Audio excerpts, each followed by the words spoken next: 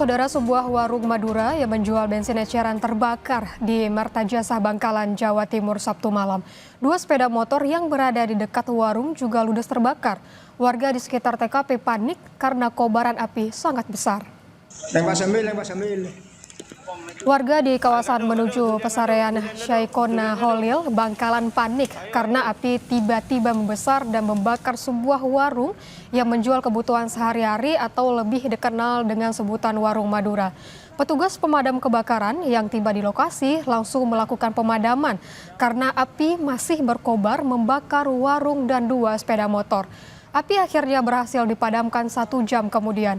Menurut petugas pemadam kebakaran, kebakaran dipicu tumpahnya bensin eceran yang diduga terkena puntung rokok sehingga timbul percikan api hingga membesar dan membakar warung serta dua sepeda motor.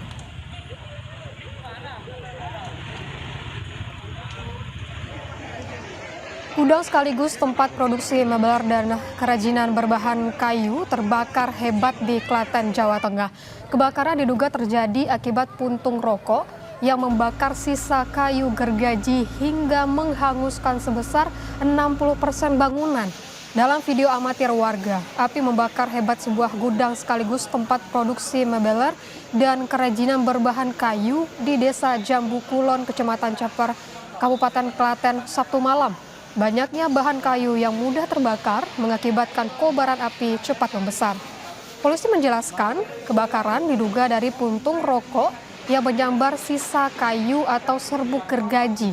Keterangan dari warga, titik api pertama kali muncul dari gudang bagian belakang.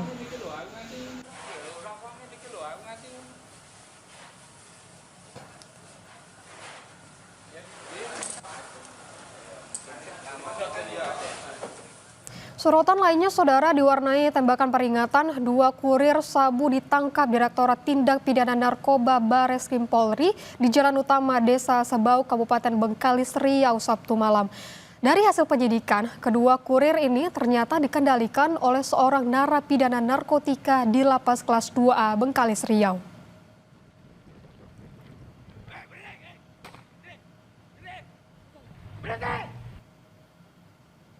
Dua kurir sabu ditangkap polisi Bareskrim Polri di Bengkalis, Riau usai dikejar dan diberi tembakan peringatan.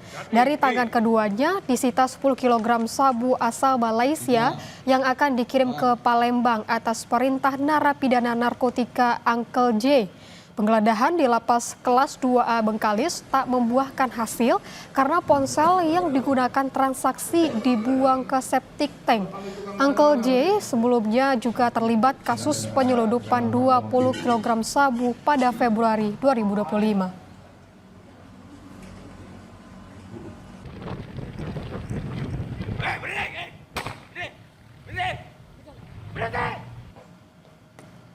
Polisi bongkar peredaran narkoba jaringan internasional asal Tiongkok. Polisi menyita narkoba jenis sabu seberat 35 kg. Pengungkapan bermula saat polisi menerima informasi adanya aktivitas mencurigakan di sebuah indekos di Pondok Aren, Tangerang Selatan. Selain menangkap pelaku, polisi menyita 25 kg sabu jaringan internasional dari Tiongkok. Polisi juga menangkap dua tersangka lain di kawasan Gandaria dengan barang bukti narkoba jenis sabu seberat 10 kg. Kasus ini dalam penanganan Polda Metro Jaya.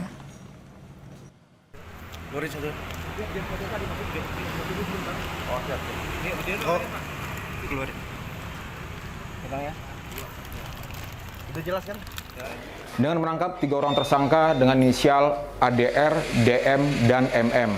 Mereka ditangkap di wilayah Tangerang Selatan dan di Jakarta Selatan. Dengan total barang bukti yang berhasil disita sebanyak 35 kg narkotika jenis sabu. Di mana barang bukti tersebut didapat oleh para tersangka dari seseorang dengan inisial T. Saat ini yang bersangkutan dalam pencarian penyidik. Reserse Narkoba Polres Metro Jakarta Utara mengungkap peredaran narkoba jenis ekstasi jaringan internasional. Ribuan pil ekstasi yang berasal dari Belanda disita dan 3 orang kurir ditangkap.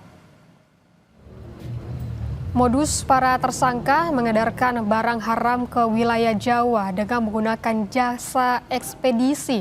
14.000 butir pil ekstasi juga disita dari Jakarta dan Surabaya. Selain barang bukti, polisi juga menangkap 3 orang tersangka yang merupakan kurir pil ekstasi. Pengungkapan ribuan pil ekstasi asal Belanda ini dikirimkan ke Indonesia melalui jalur laut dan darat. Ribuan pil ekstasi ditaksir senilai 15 miliar rupiah.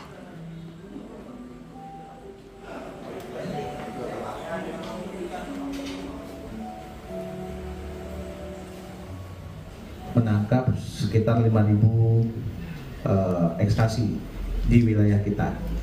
Kemudian itu pada bulan Juni, kemudian dikembangkan sampai dengan titik pengirimnya di Surabaya, sehingga tim dari Polres Metro Jakarta Utara, Sat Narkoba, melakukan pengembangan ke wilayah Jawa Timur. Dari situ ditangkap 3 pelaku dengan jumlah barang bukti 14.521 butir ekstasi.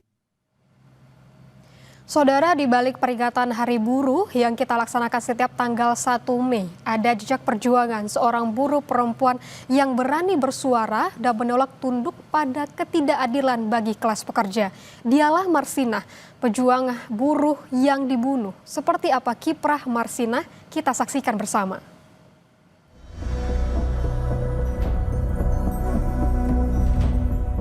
Akhir tahun 1992, Sularso, Gubernur Jawa Timur, mengeluarkan surat edaran nomor 50 tahun 1992. Surat ini berisi imbauan agar para pengusaha menaikkan upah buruh sebesar 20%. Tetapi di lapangan, tidak semua patuh, termasuk PT Catur Putra Surya, tempat Marsinah bekerja saat itu. Upah tidak naik, sementara beban kerja tidak pernah berkurang. Kecewa, Marsinah bersama buruh lainnya memulai aksi mogok kerja tanggal 3 dan 4 Mei 1993. Mereka mengajukan 12 tuntutan, menuntut hak-hak normatif yang selama ini diabaikan, termasuk kenaikan upah sesuai surat edaran gubernur. 5 Mei 1993 malam, jadi hari terakhir Ponidi bertemu dan berbincang dengan Marsinah. Setelah pertemuan itu, Marsinah menghilang tanpa jejak. Hingga akhirnya 8 Mei 1993, jenazah Marsinah ditemukan di sebuah gubuk tepi hutan, Dusun Jagong, Wilangan, Nganjuk, Jawa Timur. Ternyata tas plastik itu yang dibawa sampai meninggal itu tas itu. Bajunya tetap itu.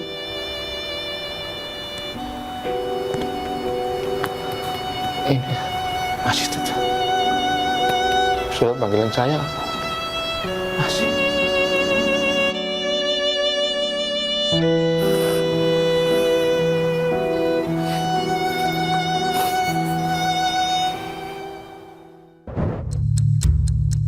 Hasil otopsi jenazah Marsinah oleh dokter di RSUD Nganjuk dibantu ahli forensik dari RSUD Dr. Sutomo Surabaya menunjukkan sebelum tewas Marsinah mengalami penyiksaan berat dan kekerasan seksual.